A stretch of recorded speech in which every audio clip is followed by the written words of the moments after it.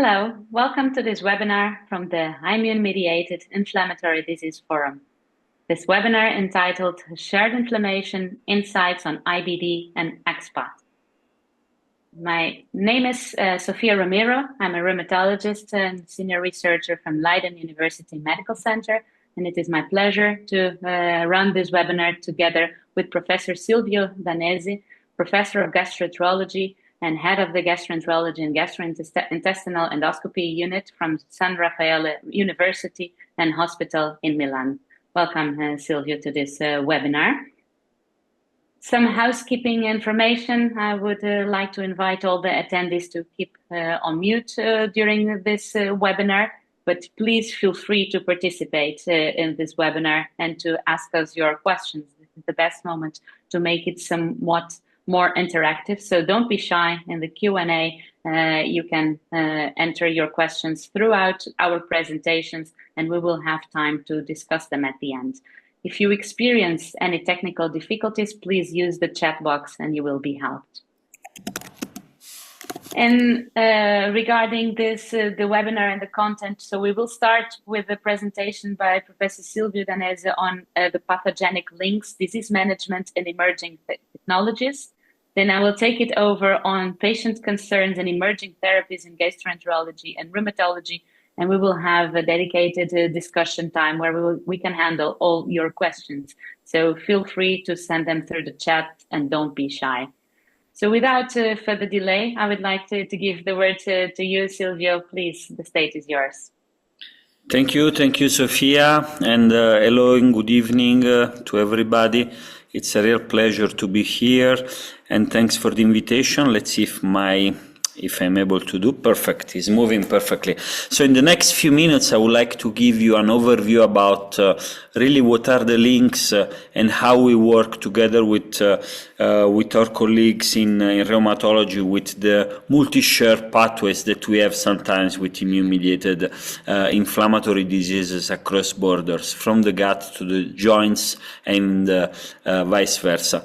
And I think that you all know, for the colleagues that are familiar with the topic, that IBD is quite common. It's around 0.5%, but also axial spondyloarthritis are quite common. Actually, they are much more common than IBD, rising up to or involving up to 2% of the overall population. And actually, when you mix the two diseases, you can clearly see that these have been associated for multiple reasons, and this can be occurring up to 10%, I would say, in multiple case series or multiple data set in patients with IBD. But what is appealing, or what is quite intriguing, is the fact that more than half of the patients, up to 60% of the patients with axial spondyloarthritis, have something that we may define IBD or intestinal inflammation that could be detected even clinically or at the subclinical status, and we will discuss what are the types or the different ways of assessing it. Well, there are some genetic association. You see here a big map looking at multiple overlaps for genes that have been associated with different diseases, with inflammatory diseases, including other autoimmune or inflammatory diseases that are truly not suspected at all. Well, when you look at enteropathic arthritis, I would say that is a SPA that occurs in patients with IBD, and it's when you look at overall picture, it manifests both as peripheral, or could be axial, or could be even a combination of both. And this it's very variable in relation to the type of inflammation that could be subclinical, or could lead to a lot of impairment from a functional status of the patient.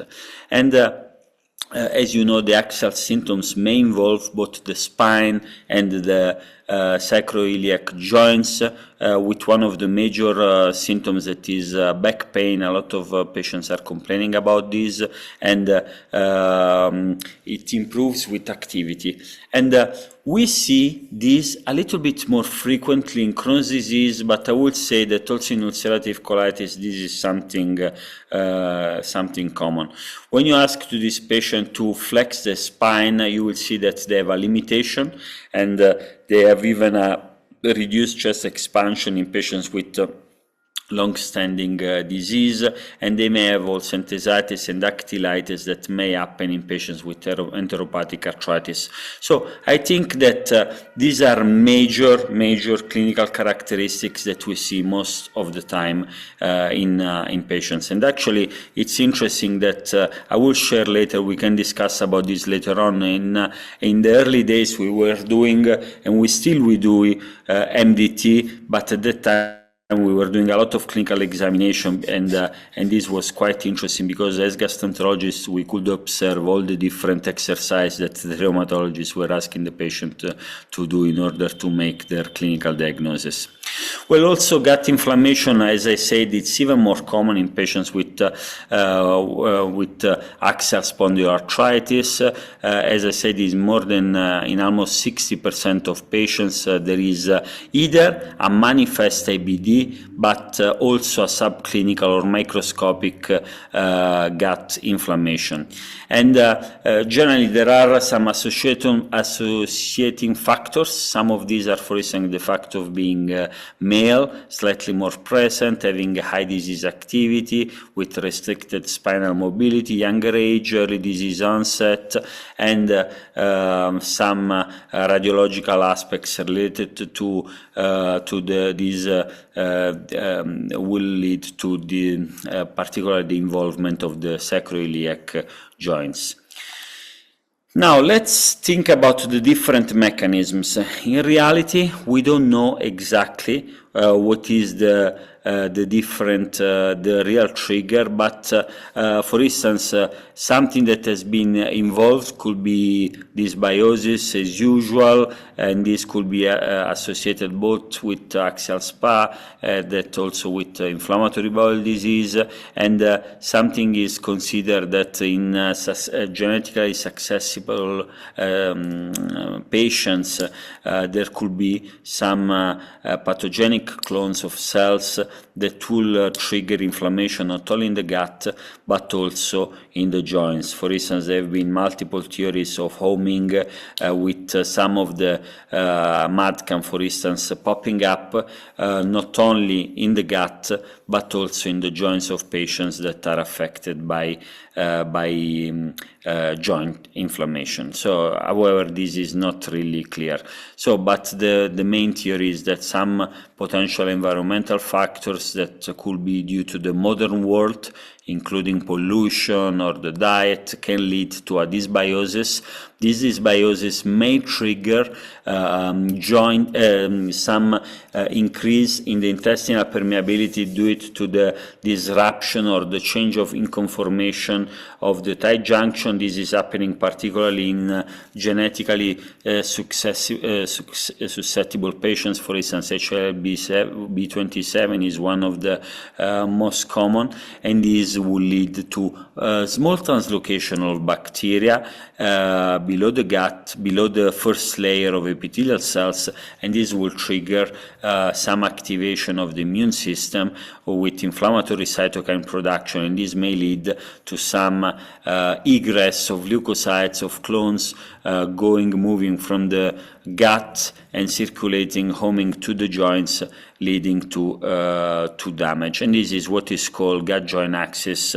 That actually, I'm not even sure that this is true IBD, but is a different form of inflammation that affects simultaneously two different. Is IBD, but is not the classical etiquette that we give to patients as Crohn's or ulcerative colitis. But of course, at the moment, we are still classifying not at the molecular level, which is the next probably stage, but still is a macro classification that we are doing. One of the driver of this inflammation is based, for instance, on interleukin 23.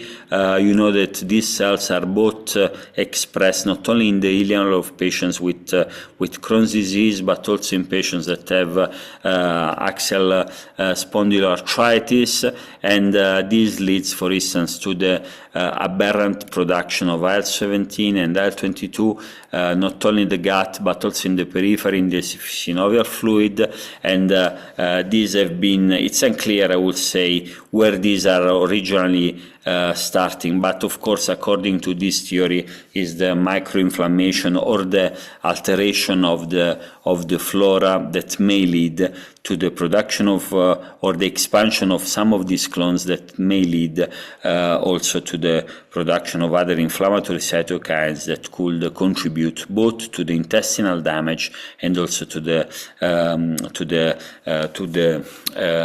joint damage. Now, how do we make the diagnosis? And I would say that for IBD, it's quite common because from being just microscopic with some biomarkers to the clinical part that is related to the classical alteration in bowel habits with the potential presence of blood in the stools, and then the most become obvious, severe, the most patients will complain abdominal pain, weight loss, urgency, and so on. Of course, the blood test may or may not have C-reactive protein. This is quite relevant. It's not always that, but there is a marker that most of the time is there that is fecal calpro, and I think this is very relevant because it's a simple test that may tell us that things are not going well in the gut. Then, of course, we can do endoscopy with MRI. CT scans we use, but there is also another technique that is intestinal ultrasound that is picking up a lot, and of course the biopsies will facilitate the diagnosis, and if we don't see it endoscopically, we may pick it at the histological level. And the same is when you look at axial spondyloarthritis, you see that most of the symptoms are based on chronic back pain, morning stiffness, and other characteristics such as potential peripheral manifestations with enthesitis, dactylitis, the potential presence of other extra musculoskeletal manifestations, IBD one of these, but also psoriasis or eye inflammation such as uveitis. Blood test may also in this case lead to elevation of C-reactive protein or ESR with the genetic testing for HLA-B27, and of course you can do also a lot of examinations from the X-rays but to the more sophisticated MRI. So I think that it's really relevant to have this clear in mind, also because sometimes, most of the time, as gastroenterologists, but the same is for the rheumatologist, it's very important to have a clinical suspect and then to potentially refer the patient, or if you are more advanced, to see simultaneously the patient in a MDT and to pick the right drug that can hit two birds with one single stone. So I think this is quite important. So there have been some attempts, and this is a nice effort that was done now 5 years ago, trying to put as major red flags for the presence of IBD or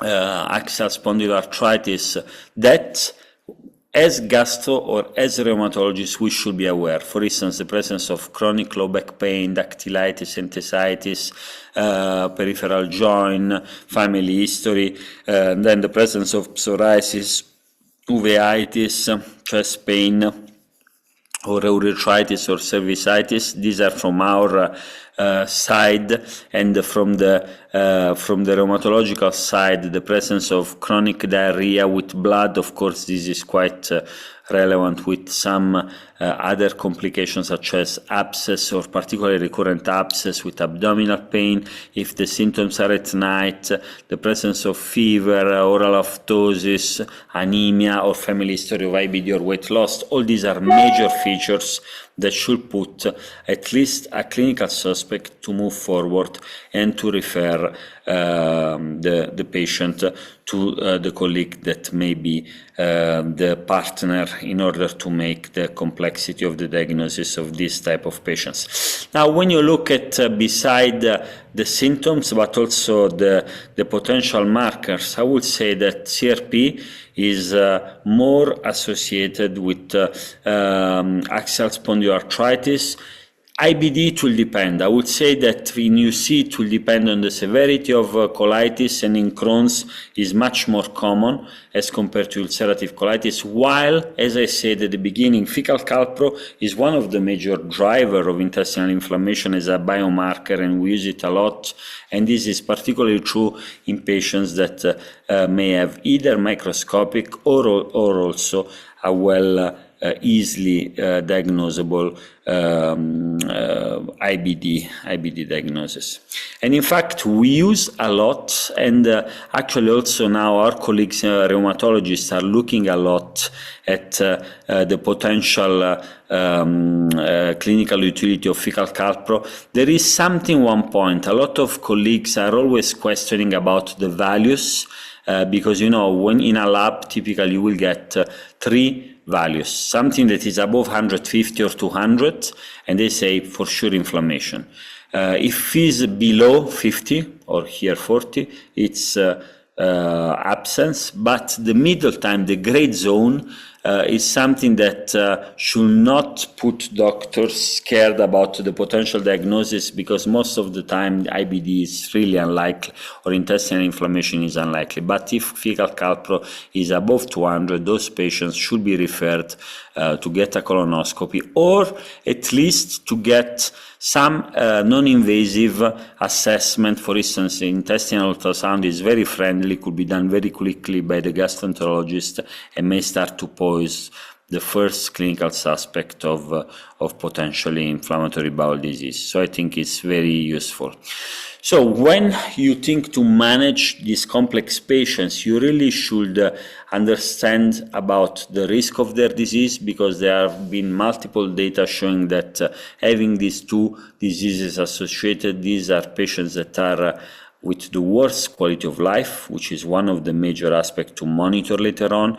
The time of intervention is very important, together with the effectivity of the treatment. The tight control is valid for both diseases, and if you don't achieve the target, you should do something in order to make sure that you achieve the strict disease control at both sides of inflammation. And then, of course, looking at the quality of life of patients is one of the major aspects, because, as I say, these are the patients that have the worst quality and have a worse disabling disease, and this has been very established now in the literature. There are multiple drugs that we can use, as you see here, and many of these are shared between ourselves and our colleagues rheumatologists, and sometimes, as you know, we may use ourselves some drugs that have an effect on the gut but not on the joint, and then at the other side, it's the rheumatologist that is adding another drug on top to control, for instance, intestinal inflammation and joint inflammation, in case it's not possible to control two simultaneously. So I think that when you look at the different scenarios, this is a nice schematic potential way of looking at active IBD with axial manifestation, which recommendation in physical activity and more systemic drugs such as TNF inhibitors or JAK inhibitors, while if you have active IBD and peripheral inflammation, then you can use TNF inhibitors, but also beside the JAKs, USTEC or IL-23 inhibitors now, the more modern.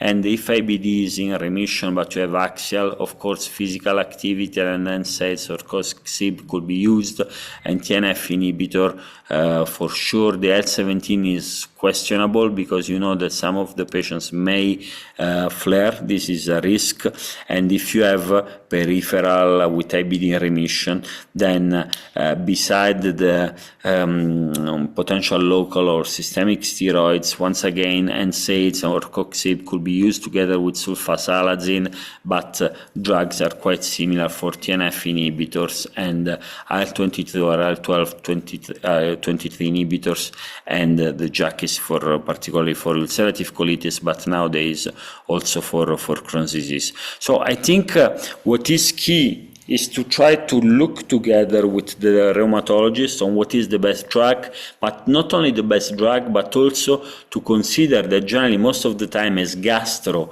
we need a higher dose. So at the end, most of the time we will use the GI dose in order to hit as much as possible and to cover as much as possible the two different manifestations in patients. So let's move from theory to practice. And just this is a simple case, is a patient, young patient that is a dancer. She's complaining at the beginning of some lower back pain, particularly with certain movements, with absence of morning stiffness. She has no IBD, no psoriasis, no uveitis. It was etiquette with IBS. But, you know, until this point, it's quite obvious. She's a patient that is doing a lot of sports, so some back pain could be compatible, and being woman and young and maybe very attentive to the diet could lead to IBS-type symptoms. And when you look at some of the different assessments, you see that there is, and particularly for the lab test, HLA-B27 is present, but she has no major activity, as you see here. So this patient, at a certain point, she was with some GI symptoms, and she had this colonoscopy with some mild inflammation. You see that the fecal calpro was mildly elevated. You see here 180. Generally, the cutoff is 150, as I said. And in fact, at the second colonoscopy after the first assessment with IBS was consistent with mild ulcerative colitis, and this patient was recommended, of course, not only for topical treatment, but also with some NSAIDs. But at the end, she was treated to advance treatment, and the patient got beside NSAIDs and after COX inhibition, the patient still was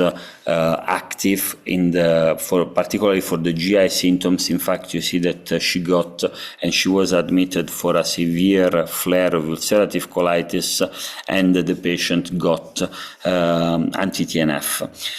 The patient started to be well, but she got, you know, that it's possible to have paradoxical inflammation with severe pustular psoriasis, and this was actually one of the major complications that could happen, and of course we can discuss later on what could be next steps. But I think that as you see in the case, sorry I missed, every time there's been always the upper part, always the gastro, but then lower, all the decisions have been always shared with the rheumatologist from the beginning with NSAIDs up to the COX-2 inhibitors, and after this with the potential referral to an anti-TNF in order to manage the disease, and also the next step will be in the same line.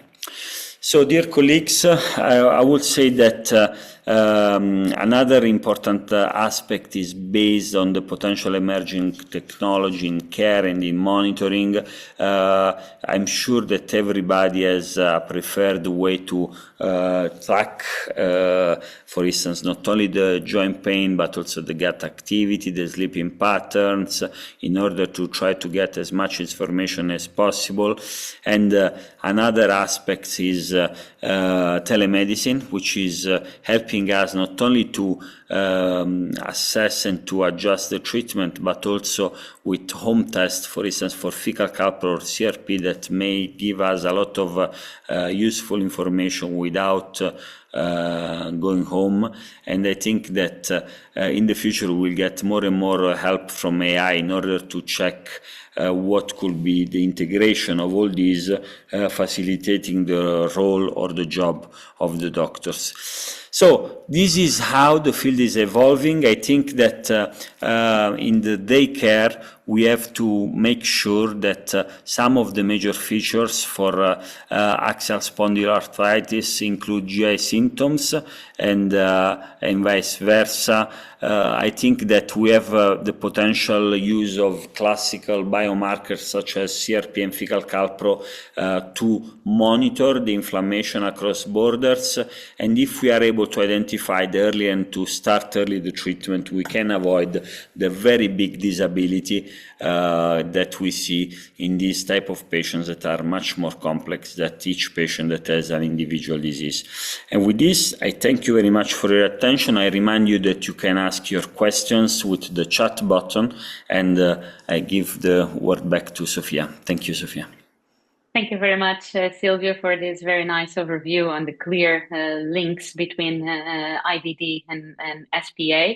And we will now continue on the same topic. And now we will, within the links between IBD and SPA, we will focus more on patient concerns and emerging therapies in gastroenterology and rheumatology. And indeed, I would like to invite our audience to do exactly what you have just asked, Silvio, and to please put your questions in the Q&A so that we will address them at the end of this session. So indeed, we have just heard and we know that there are links between IBD and SPA in general and actual SPA in the specific case.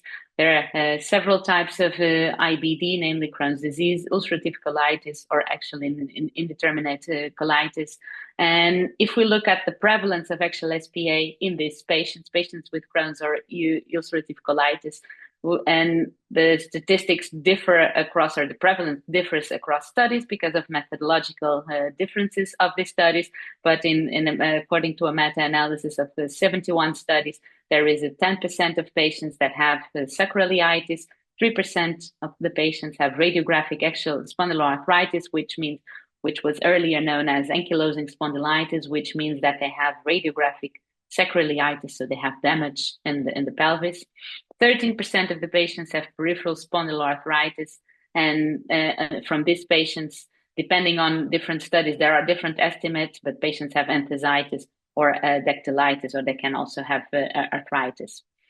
And if we look at within patients with actual SPA, and if we look at the prevalence of peripheral manifestations and extra musculoskeletal manifestations, you have them here on this slide. On the left-hand side, within the group of radiographic axial SPA, on the right-hand side, within the group of non-radiographic axial SPA. We can see in the lowest row that IBD, as a diagnosis of IBD, is actually one of the lowest of these presentations here, because we are looking at peripheral manifestations which are more prevalent, and we are looking at the different extra musculoskeletal manifestations. So from uveitis, psoriasis, IBD is the one with the lowest prevalence. Still, I would say that what is also very important, and we have just heard that already from Silvio, is that a lot of patients have some gut inflammation, so subclinical inflammation. They do not yet fulfill the diagnosis of IBD, but if they are subject to a colonoscopy, then inflammation in the gut is identified. And that's up to 40 to 50% of the patients that have subclinical microscopic gut inflammation. And who are those patients? those are patients that have higher disease activity, that have bone marrow edema, so inflammation of the sacroiliac joints as detected on MRI, have an early disease onset. Those are also patients that have already damage on the radiographs of the pelvis, so with radiographic sacroiliitis. They have more restricted spinal mobility. They are at younger age and male sex. Short, summarized, these are more severe patients. If we look at the other perspective and we look at patients who have IBD and what type of extra intestinal manifestations of the disease they can have. They can have gastrointestinal manifestations, so they are extraintestinal, but they are primary sclerosis, sclerosing cholangitis, or autoimmune pancreatitis or hepatitis. We can have mucocutaneous manifestations, musculoskeletal, ocular, pulmonary, vascular. Within the musculoskeletal, we have, of course, the axSpA we have already been talking about, also peripheral spondyloarthritis, both of them falling within the IBD-related arthritis, and some patients may only present with the enthesitis. So there are frequently extra-intestinal manifestations in patients with IBD, whose frequencies can range depending on the different manifestations we are talking about. And actually, in a quarter of the patients, those extraintestinal manifestations even develop before the diagnosis of IBD, and in 3/4 after the diagnosis of IBD. And if we look at longitudinal analysis of those patients over 30 years after the diagnosis, half of the patients will have at least one extraintestinal manifestation.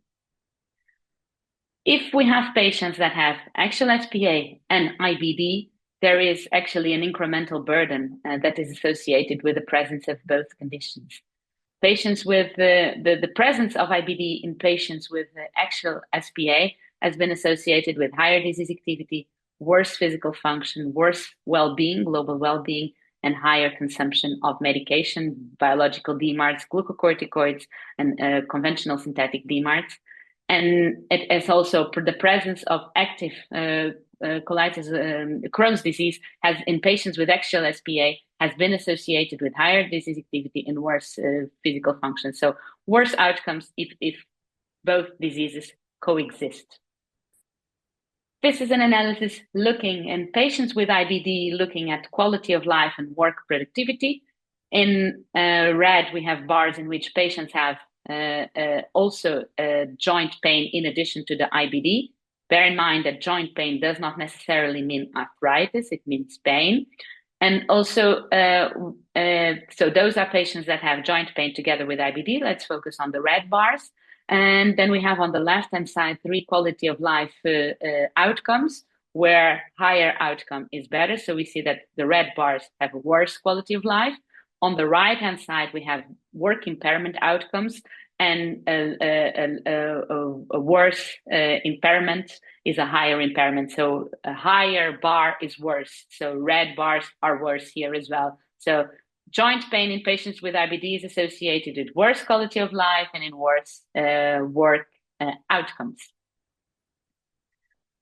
Also, we have disease activity markers, and both diseases we have already heard about some of them. And this is just a slide to confirm that even different parameters assessing inflammation, assessing activity, inflammatory activity, we can see a difference between patients with axSpA and IBD, the first column, and the second column, patients with axSpA without IBD. So in this second column, we see lower levels of almost all inflammatory markers that may or not be statistically significant, but that also has to do with the number of patients included. And we also see, if we compare with the fourth column, or actually the fifth, we count the first, so the column of healthy controls, patients that have axSpA together with IBD also have higher inflammatory levels compared with the healthy controls. So there is higher disease activity when higher inflammatory activity when we have the coexistence of IBD and axSpA. So it makes sense to look at the pathways that are shared between both diseases that can be targeted. And those are the TNF pathway, the IL-23, IL-17 pathway, and the JAK-STAT pathway. So based on the links between axSpA and IBD that we have been hearing about, and there's a rationale to target these key signaling pathways. And that is, I will guide you now through the evidence that we have from the perspective of treating patients with both diseases.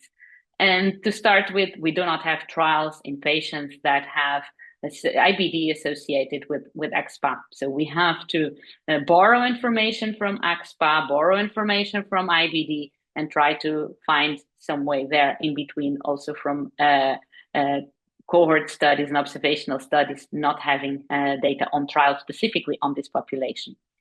If we start with the TNF inhibitors, we have on the left-hand side etanercept, because it's a TNF inhibitor with demonstrated efficacy for axSpA, but not efficacious for IBD.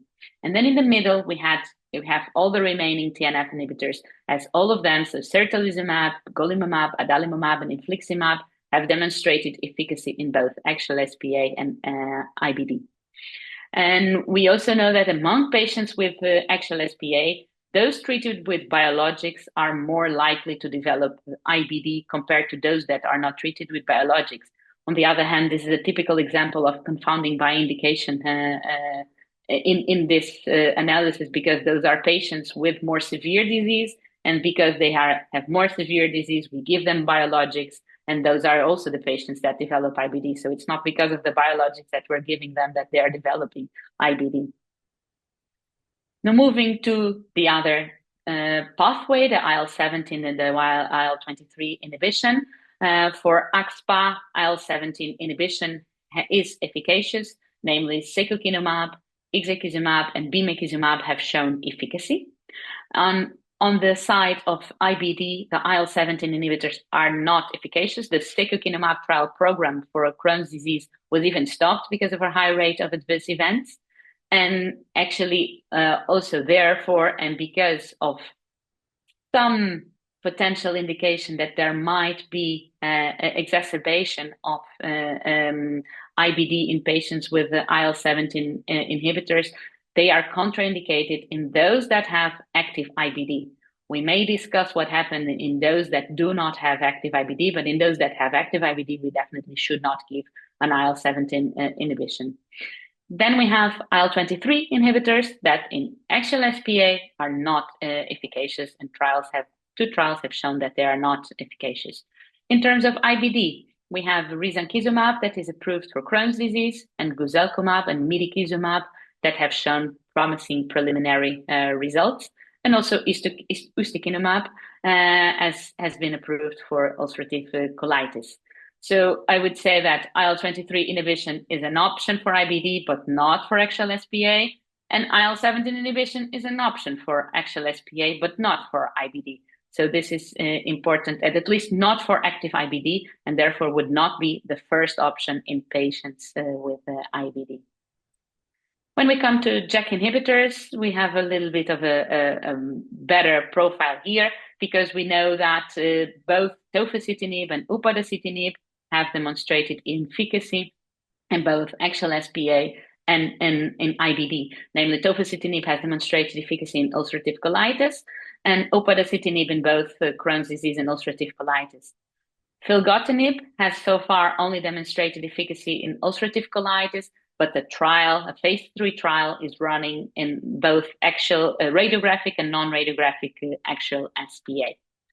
So here we see, again, a potential mechanism of action with efficacy demonstrated in both diseases. And actually, ideally, we would like to see trials assessing the efficacy of these drugs in patients that have axSpA in combination with IBD. But those trials don't exist, and I suspect they will not exist.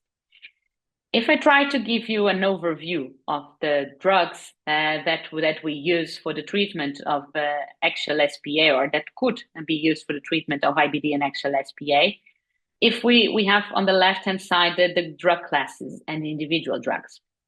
If we focus on the actual involvement, actually from the drugs that are approved for axSpA, which means excluding IL-23 inhibitors, we do not see a difference between them. Of course, we do not have head-to-head, data. So these are derived mostly from placebo-controlled trials, which means that each of these compounds has shown superiority compared to placebo.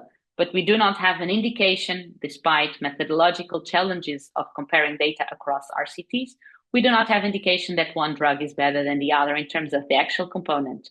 In terms of the peripheral involvement of arthritis, they are all efficacious. But we have some differences in terms of the extramusculoskeletal manifestations. And that's why this become, although they are not highly prevalent in each of patients, but altogether they become quite relevant because altogether they have a higher prevalence, especially throughout the whole course of the disease. And they have shown to be able to guide us in the treatment because the drugs have different efficacy. In terms of IBD, we have heard that etanercept is not efficacious. IL-17 inhibitors are not efficacious to treat IBD either, and therefore they are here marked in red.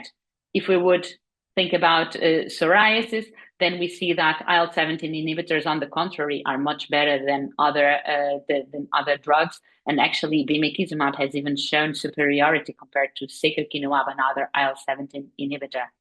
Then when it comes to uveitis, I think we know that etanercept does not work. We know that the monoclonal antibodies against TNF have demonstrated efficacy. For the other drug classes, we have more some of question marks.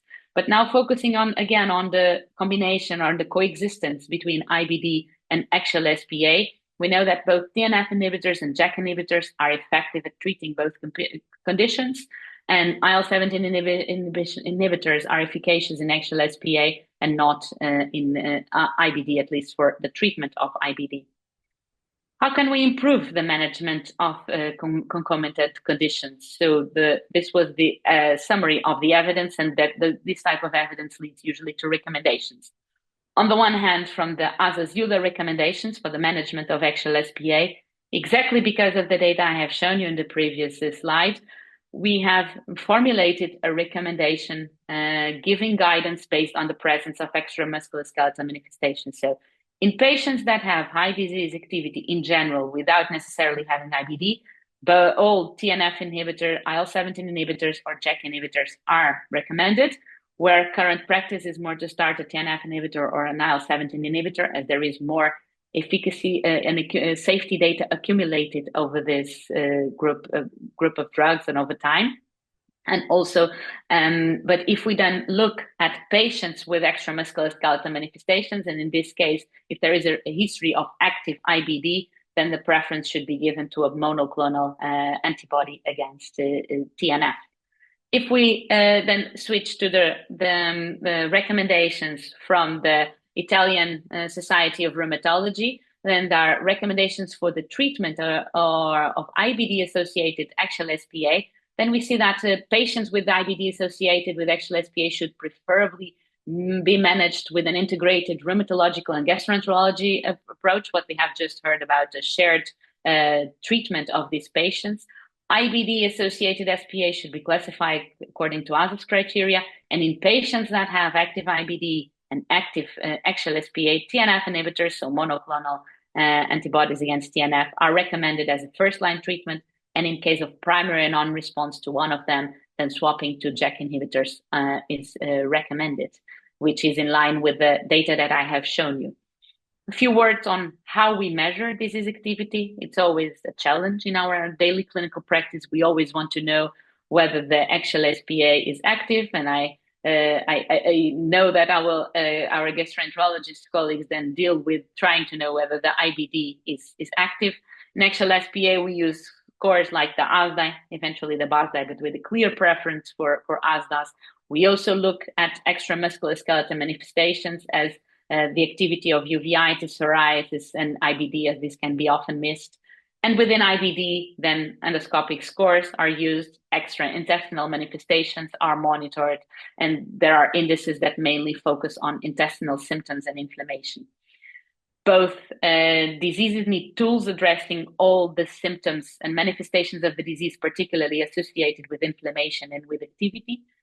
Potentially a comprehensive tool could aid our treatment decisions.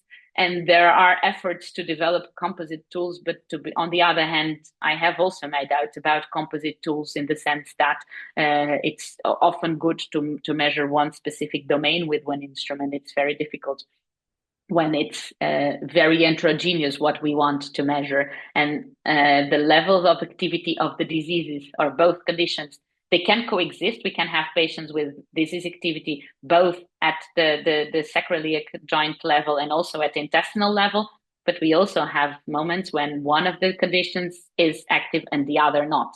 So that makes it more challenging if we were to measure it with one single instrument. So in terms of future directions and conclusion, we know that the presence of concomitant axSpA and IBD increases the burden in patients. There are links between both, providing a rationale for targeted pathways. TNF inhibitors and JAK inhibitors are treatment options with efficacy demonstrated for both of them. It's very important to measure both manifestations and to identify signs of inflammatory activity in them, because they can drive and guide our treatment decisions. So thank you very much for your attention. And I think now it's time to move to the questions and to actually look at and stimulate again our participants to put some questions in the chat. And while we are waiting questions in the chat, I think we can start, Silvio, with some questions. And while we were presenting, I was listening to your presentation and was already thinking about the use of calprotectin. And I was wondering, what would you recommend if you were talking to a simple rheumatologist like me? What would you recommend in terms of use of calprotectin? And if I was thinking about two different contexts, one, if I'm suspecting that a patient has potentially IBD or not, and simply if I'm monitoring a patient that has axSpA and IBD, where is the role for calprotectin in those contexts, in your opinion? So, thank you, Sofia. I think that fecal calpro, it's a really useful tool. This is something that, as gastro now we use all the time from the diagnosis to monitor and so on, and also the rheumatologist can do this. It's very important, the story of cutoff. Before that, I wanted to make a key point. We always try to work together with rheumatologists. Of course, it's easy to do in a large or in an academic hospital or in a large community hospital when you have all the specialties. And sometimes the real issue is that you have a rheumatological service and maybe just an endoscopy service in which doctors are not always the best to manage, because they are more focused on the procedures rather than the management with advanced treatment and so on. But I would say that the key aspect is first to make a timely diagnosis, and I think any basic rheumatologist and any basic gastroenterologist can really make the difference if they are aware about the complexity and how common are these two diseases together. Yeah, I'm happy that you were already mentioning where I wanted to go with the second question, which is the collaboration between rheumatologists and gastroenterologists, and indeed also focusing on different levels in which we can collaborate, because indeed we can have multidisciplinary meetings and discussions, but sometimes it can be a simpler level, as you were saying, if it's not arranged in an academic setting. I would say that at the very least, it's good practice to discuss when we are switching to another treatment. And if I have a patient with axSpA and with IBD, I drop an email, I give a phone call to my gastroenterologist colleague and just discuss, I'm thinking about doing this. Are you okay? Do you have big complaints about it? And I think that's good. And it works well. I would say that's the bare minimum to be in line about treatment options, and to not just stop something without discussing with the colleague. Does this make sense to you as well, Silvio?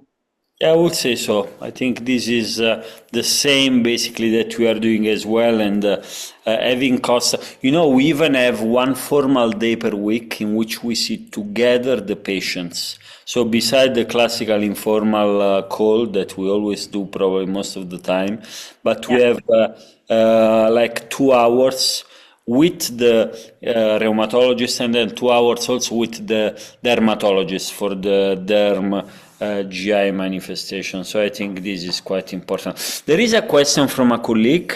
I was going to ask that. Go ahead. Okay. So he's asking whether there is a difference between serum calpro, non-fecal, and fecal calpro for subclinical gut inflammation. I would say that probably the best is still the fecal one, simply because, of course, this is a marker of neutrophil activation, but neutrophil activation is not always high, particularly with the mild patient, while the sensibility and specificity that you can achieve just with fecal is much higher. So I think that this is quite important.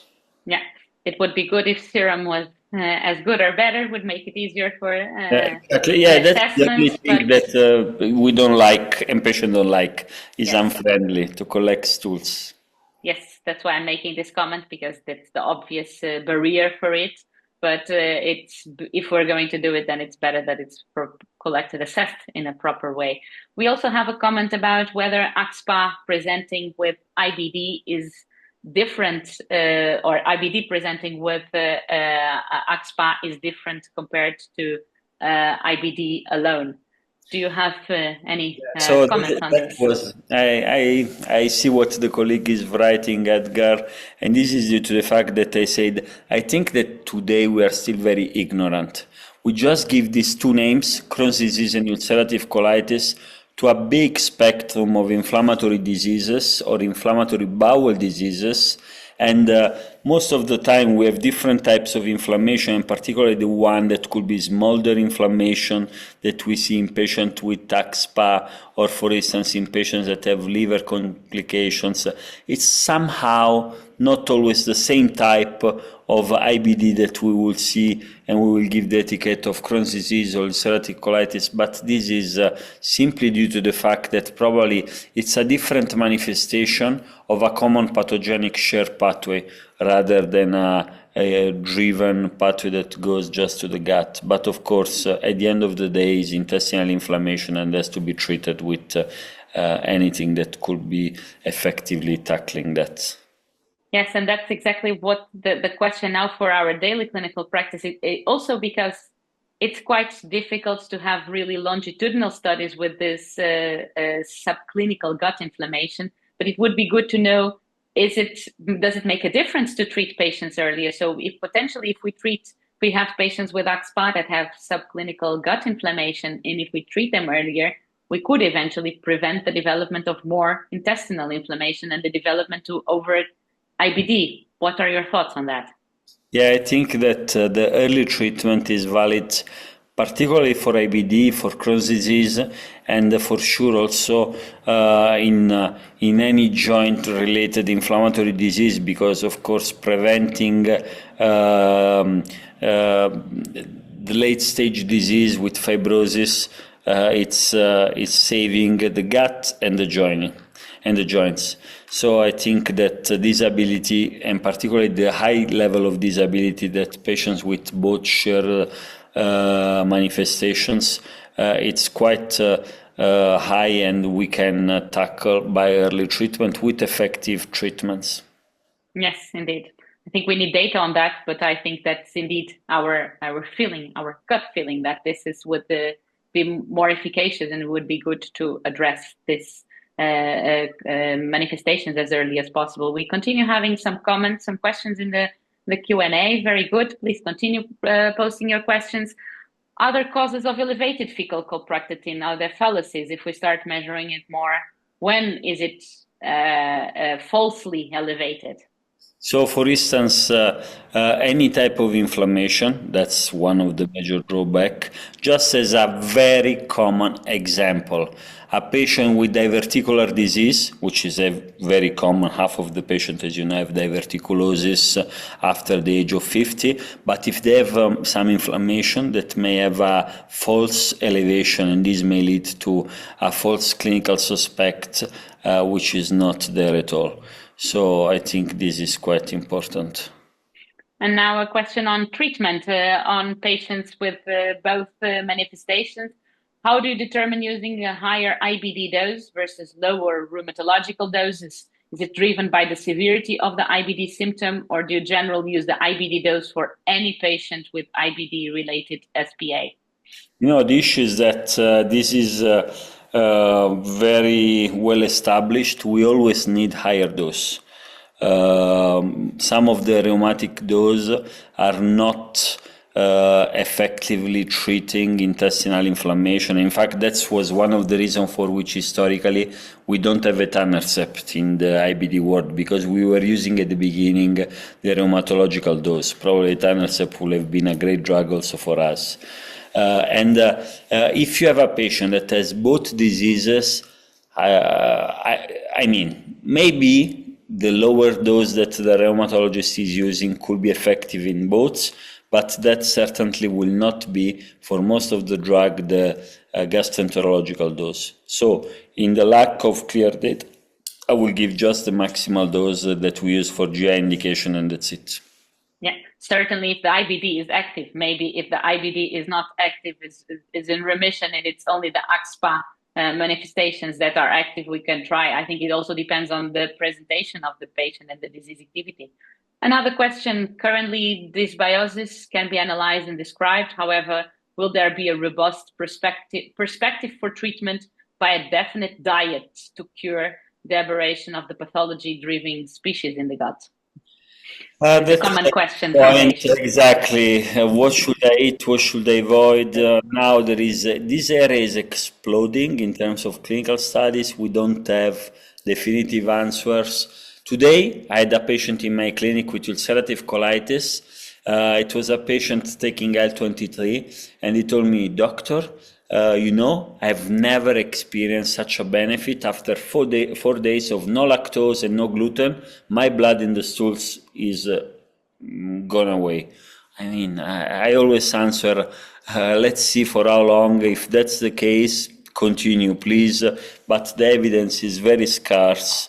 But I think that in the next 5 years, we'll have a lot of education on diet. There is such a massive literature that is being built, and we will just need to wait to have more answers. Yes, and I totally agree. I think there's no evidence, and while there's no evidence, we cannot make strict recommendations to patients, but there's also no concern on having them also following certain preferences with their diet. The last question on the role of patient education and self-management in improving outcomes in these diseases. What do you think about the role of this? I think it's very important because having patients that know exactly and recognize early symptoms first. Second, this is for the diagnosis. Second, once they start the treatment, once again, early symptoms of the disease not under control. And third, education on coping and adhering to the tight monitoring control that we need to do, and of course education for the treatment and adherence and so on. I think it's a lot of burden, but it's very important in order to keep the disease under control. Yeah, and from the axSpA perspective, I would add the exercise, which is essential in an actual SPA. And if patients are engaged with patient education and self-management, they usually also follow more the recommendations of exercise, which are very important. Okay, I think now we don't have more questions in the chat, and I think we have had a very lively discussion. This brings us almost to the end of this webinar. We would like to ask our participants to please give their feedback to us, and in order that we can improve. So after this webinar finishes, you will be brought to an evaluation form. Please give us your feedback, because that's the way we can improve these webinars, and we can prepare webinars that are aligned with your expectations and needs. And keep in mind that the live streamed version of this webinar will be available to view on the IMID Forum YouTube channel soon, and you can also disseminate it to your colleagues. So this has been the webinar of the Immune-Mediated Inflammatory Disease Forum. You can register at it or scan the QR code. There are several resources available, podcasts, literature reviews, Congress summaries and highlights. Please sign up for it, and we will be seeing you in future webinars. Thank you very much for your active participation. Silvio, thank you very much for this pleasant discussion as usual, and have a good evening. Goodbye. Bye.